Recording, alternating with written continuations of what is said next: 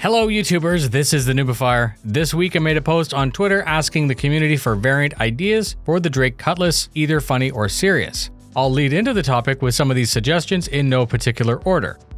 There was the suggestion of the Cutty Green, which is a greenhouse/grow-op with UV lights. The Cutty Orange was suggested, which is the proposed towing and small repair variant. The Cutty White, which is proposed as the inexpensive exploration variant with better range, better sensors, and a nicer interior. The Cutty Lavender, which was suggested as a discreet mobile massage service. The Cutty Bones Edition is a support craft with miniguns mounted to the doors like the Valkyrie. The Cutty Yellow, which is basically just a school bus with rows upon rows of seats without seatbelts. The Cutty Gray, which was suggested could clamp onto the side of a ship, open the doors for when you forgot or lost your keys. And of course, I knew that someone would suggest the Cutty Brown, which was said to be nothing but toilets in the cargo area because some Drakes still don't have a place to go. And I'm going to end on what I thought might actually work very well, which is the Black Max, with larger thrusters and stretch to hold more cargo. All of this is most topical, as for the first time, all three variants are flyable. The history of the F8 was well received. That link is up for you right now. These types of videos take days of man-hours to research and B-roll. If you like the video, please consider sharing with an orgmate or a friend. Let's begin.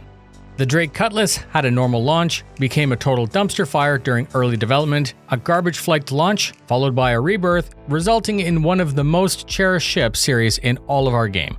The Drake Cutlass, otherwise known as the AS-1, was born on the 3rd of October 2012.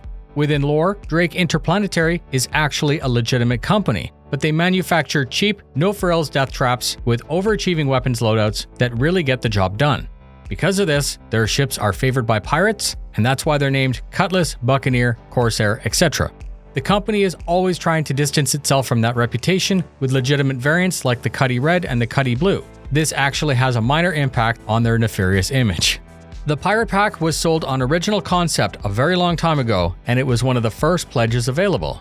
It was more popular than expected, and then CIG realized how important it would be to cater to both sides of the law.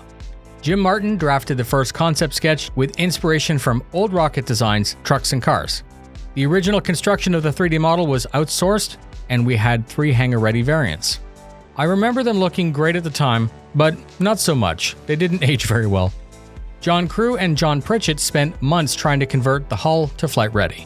It's grossly unbalanced, resulting in an impossible task of modeling it into the IFCS simulation. Filling it with cargo would shift the center and make the craft unflyable, which was a further complication. The rear engines flapped around quickly and could pitch around, but because they were so massive compared to the side-mounted secondary thrusters, the design was destined to fail. It would always fly like crap unless something else was done. I got to fly it first at Christmas 2015 with the release, and it was comical. It was actually alarming as backers knew that the Cutty was a utility craft that was supposed to be able to hang with fighters. It was set on concept that it could hold its own against a Hornet if the turret was manned, and that it could get in and out of a hot LZ unsupported. It was clear that a major redesign was needed, but the basic shape and layout would be retained. Foundry 42 took a stab at it, working up a proposal. It retained its cockpit design and modularity. After some progress, the Cutlass Black rework was put on the back burner as other ships came through the pipeline.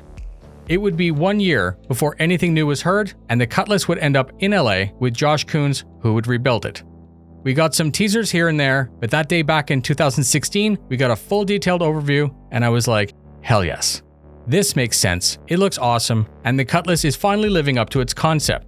Re-released to 3.0, the current version was larger, it was easy to fly, its elevated cockpit provided good field of view, its weapons were strong, its cargo was sufficient, it had beds to log out from, its jump seats provided options, its sliding doors fit within that nefarious lore. The Sabre, Retaliator, and Eclipse are pretty, the Arrow and Avenger look good, the 300 series is sleek, but the Cutty looks like it would work for real.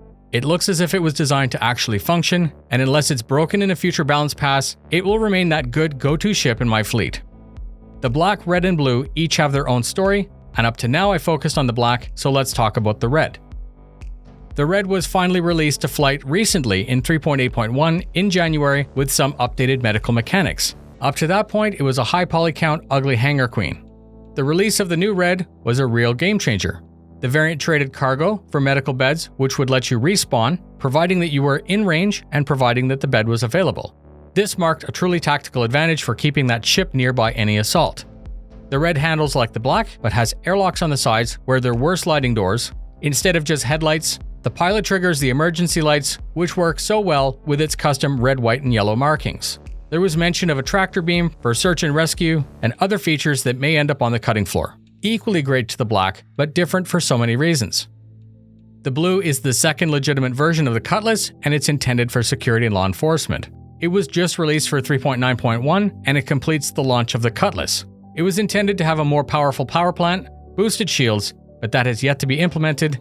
Its main distinguishing feature from the outside is a domed canopy instead of a frame and pane design. Its front stabilizers have a distinct cutout, allowing the pilots to see wider without obstructions. All of this blends so well into that Blade Runner type movie, it's perfectly at home patrolling over ArcCorp, and flying over ArcCorp in a Cutlass Blue with the lights on fulfills a childhood dream. The rear has a cell system that's reminiscent of a dry cleaner rack. It's clear that it's more than just a holding cell, as there are visible probes that would contact the occupant's temple. Many have speculated that this would sedate the detainee until they were released. As more layers of law and bounty are added, I'm sure that the function of its specialized gear will become clear. I loved the roller coaster ride following this ship all the way from doomed concept to today. Since 3.0, this ship has been the go-to answer for all new citizens who ask, what can I buy that's a little bit more than an Avenger? The Cutty Black has been the answer, and I imagine that might remain for years. Thank you very much for spending your time with me. Thank you for the suggestions on Twitter. As I said at the start, these take time to create. My goal is to grow the channel, and I won't be able to do that without the help of citizens like you. Please comment in the comments and suggest video ideas or questions that you may have. Fly safe, and I'll see you in the verse.